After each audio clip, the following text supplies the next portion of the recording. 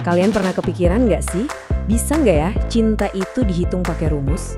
Nah, ternyata di Jawa ada loh sebuah tradisi kuno yang katanya bisa melakukan hal itu. Yuk kita bedah bareng-bareng soal weton jodoh.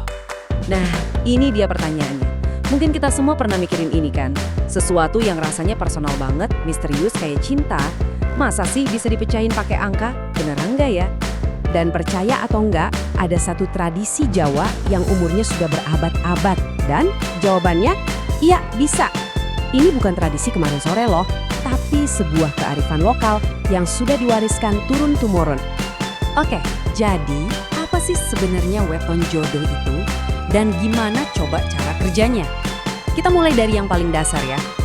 Jadi gini, weton jodoh itu intinya adalah sistem hitung-hitungan jodoh tradisional dari Jawa yang dasarnya pakai primbon. Yang bikin sistem ini unik itu kalender Jawanya. Kalender ini tuh ngegabungin siklus 7 hari biasa sama siklus 5 hari pasaran yang disebut pancawarna.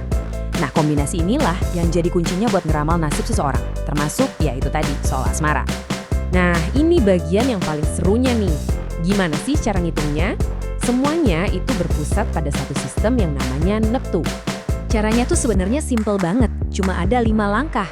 Intinya, kita cuma perlu cari nilai neptu dari hari lahir kita sama hari pasaran kita, terus dijumlahin. Lakuin hal yang sama buat pasangan. Nah, kalau udah dapet skor masing-masing, tinggal digabungin deh jadi angka final.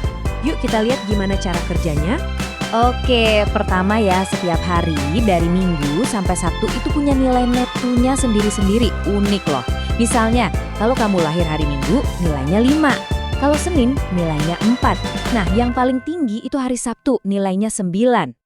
Nah, selain hari biasa, ada juga yang namanya hari pasaran Jawa. Ada 5, Legi, Pahing, Pon, Wage, dan Kliwon.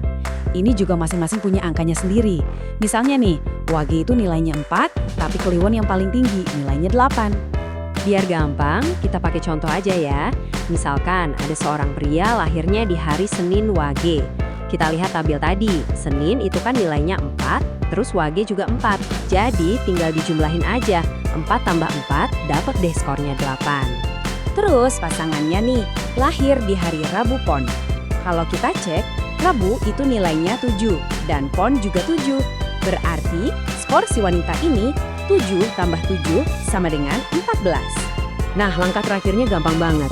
Tinggal gabungin skor mereka berdua. Skor si pria 8 ditambah skor si wanita 14. Jadi, angka finalnya adalah 22. Angka 22 inilah yang jadi kuncinya, yang katanya bisa ngeramal masa depan pernikahan mereka. Oke, sekarang kita udah dapet angkanya. Terus, apa artinya? Yuk, kita intip dulu hasil-hasil yang dianggap bagus atau membawa hoki. Nah, yang pertama nih, ada Ratu. Kalau total angka kalian itu 2, 11, 20, atau 29, wah, selamat. Ini katanya sih jodoh sejati, pasangan yang bakal disegani dan dihormati banget di lingkungan mereka. Berikutnya, ada Jodoh. Sesuai banget sama namanya ya, pasangan ini diramalkan cocok banget. Bisa saling terima kekurangan masing-masing, dan katanya sih bisa rukun terus sampai tua. Keren ya? Terus ada Tinari. Nah, kalau ini kabar bagus buat urusan finansial. Pasangan ini katanya bakal gampang cari rezeki, hidupnya berkecukupan, dan sering dapat keberuntungan. Siapa yang nggak mau? Coba. Yang terakhir dari kategori baik ini ada Pesti. Ini artinya rumah tangganya bakal rukun dan damai. Walaupun nanti ada masalah, mereka katanya bisa ngatasin bareng-bareng tanpa merusak keharmonisan keluarga. Adem banget ya kedengerannya. Tapi, ya namanya juga ramalan, nggak semuanya isinya bagus-bagus ya. Sekarang kita coba lihat sisi lainnya ya, kategori yang katanya penuh tantangan. Nah, ingat kan pasangan contoh kita tadi, yang totalnya 22. Ternyata mereka masuk kategori topo. Artinya apa? Mungkin di awal-awal pernikahan bakal ada kesulitan dulu, tapi ada harapan. Katanya sih kebahagiaan bakal datang nantinya, apalagi setelah punya anak. Lanjut, ada Padu. Kalau ini prediksinya bakal sering ada cekcok atau berantem. Tapi untungnya, katanya sih seringnya gara-gara hal sepele dan gak sampai bikin mereka pisah. Oke, kalau yang ini peringatannya lumayan serius. Namanya Sujanan. Ini jadi pertanda adanya potensi konflik besar dan katanya sering banget dipicu sama isu perselingkuhan, entah dari pihak manapun. Dan yang paling gerat, ini ada Pegat. Dari namanya aja udah jelas ya, artinya pisah. Pasangan yang dapat hasil ini katanya punya risiko perpisahan yang tinggi. Bisa karena masalah ekonomi, kekuasaan, atau yaitu tadi perselingkuhan. Ternyata nggak cuma itu. Ada beberapa angka total yang dianggap red flag atau perlu diwaspadai banget. Misalnya, total 25 itu katanya sering kena sial.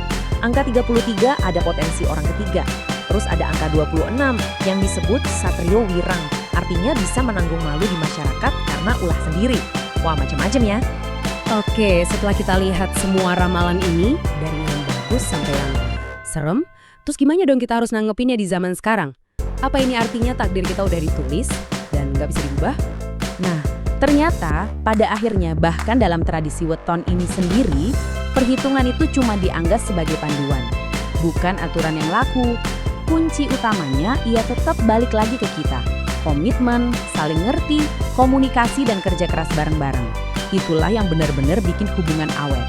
Jadi ini mungkin ninggalin kita semua dengan satu pertanyaan buat direnungin. Mana sih masa depan yang lebih baik, yang udah diramalkan buat kita, atau yang kita bangun sendiri bareng-bareng sama pasangan kita?